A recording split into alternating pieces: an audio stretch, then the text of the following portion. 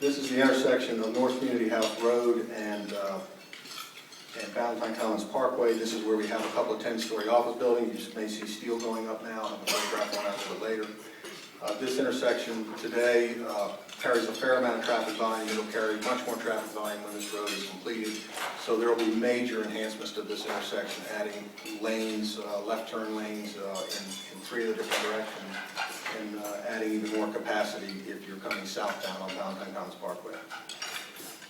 And then the most dramatic change that you'll see will be the installation of a bridge that will connect North Community House Road on the south side of I-45 to North Community House Road on the north side of I-45.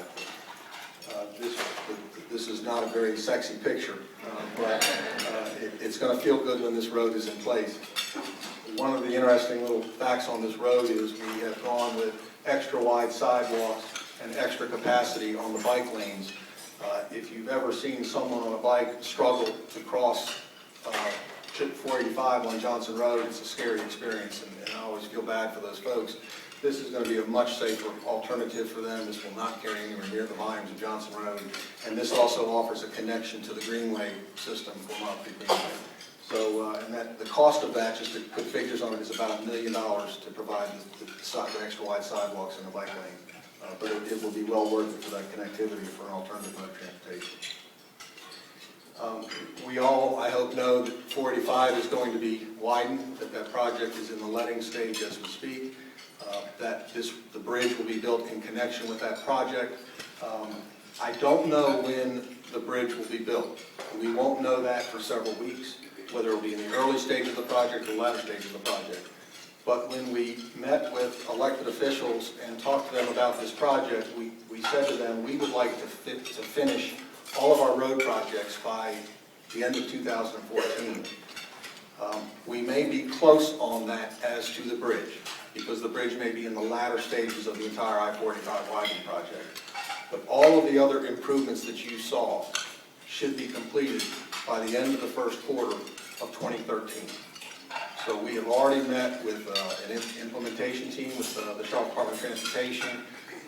Plans are being drawn, so there's going to be a heck of a lot of road activity that's going to be going on next year. And a lot of these improvements you'll be driving on next year, so that's good news. And we're lucky the bridge will be in the front end of things.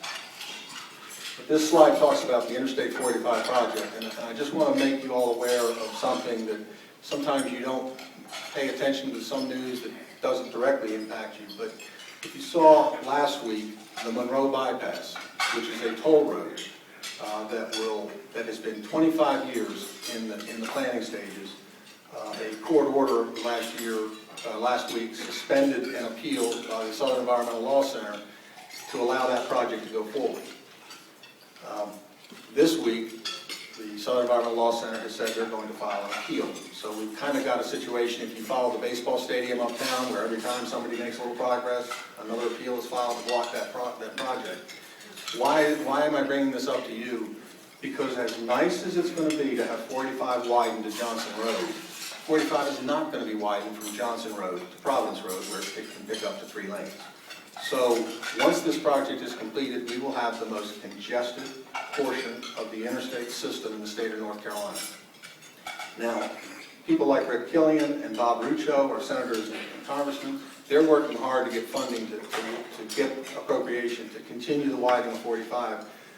But when you have groups who are opposing road projects for the sake of opposing road projects, it would be challenging to us if that widening got challenged simply because they want to oppose it.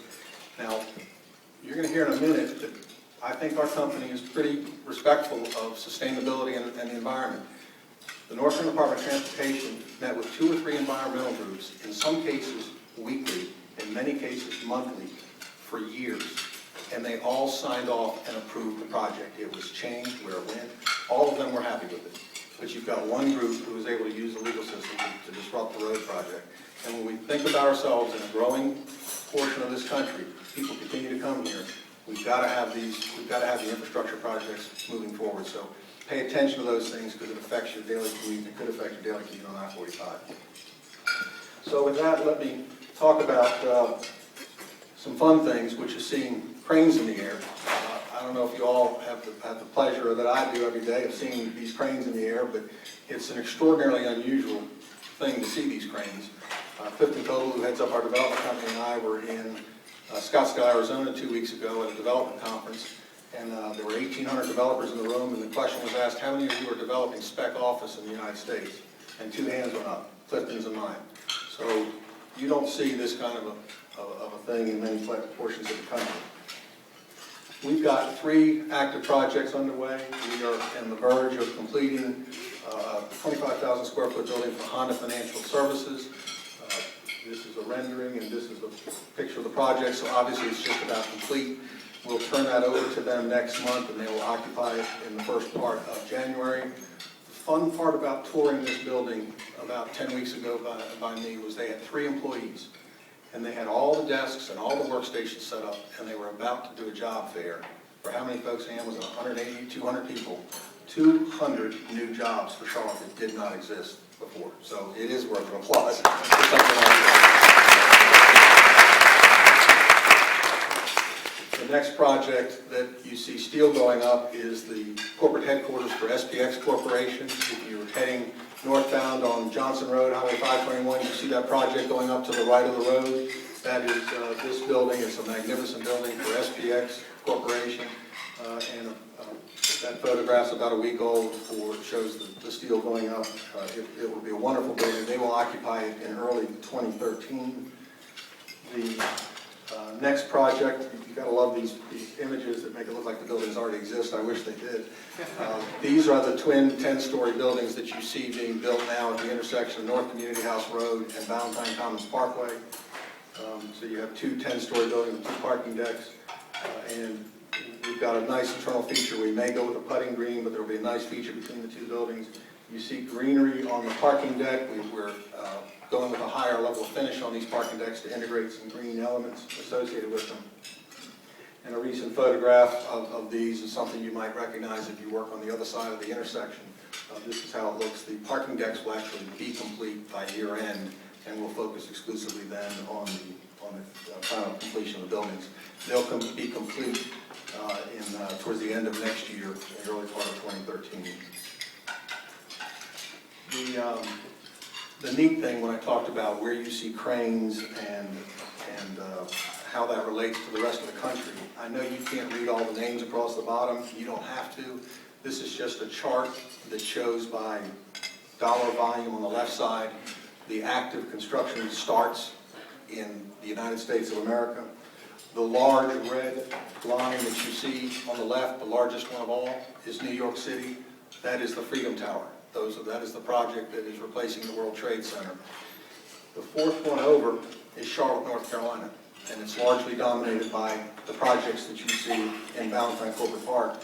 So it's somewhat remarkable to think that in Charlotte, North Carolina, here in Ballantyne, actually, we're the 4th largest construction start market in the country. And it's particularly noteworthy when you start to think about some of the cities that are way down the list, like Los Angeles and Chicago and San Francisco. So it feels good to be in that type of a market, and it's nice that we've got a Chamber of Commerce that can do things to attract businesses here. As active as this chamber is, we sure rely on them. I was also asked to talk a little about our sustainability efforts, and this is part of a larger conversation that gets into I was asked, how do we get some of the success? How do we attract so many businesses here? How have we been able to be contrarian relative to the rest of the United States in bringing businesses here? And a big part of that is not just Ballantyne. It is Charlotte in general. It's a fantastic airport. It's a fantastic city. But as it relates to us in particular, there are companies that want to be in places where the environment is committed to the environment. And so from a sustainability standpoint, we do a lot of different things like LEED certified buildings. If you're not familiar, LEED is a designation, a certification. It's a point system. If you have appropriate reflective glass, if you have specialized clean air circulating in your buildings, if you may use solar in some instances, those types of things, these are points. And if you accumulate enough points, then you become LEED certified. And LEED certified can be a litmus test for a company like SPX, who's a Fortune 500 company, and they say, we're not going into any building that's not LEED certified. Bank of America, the same way.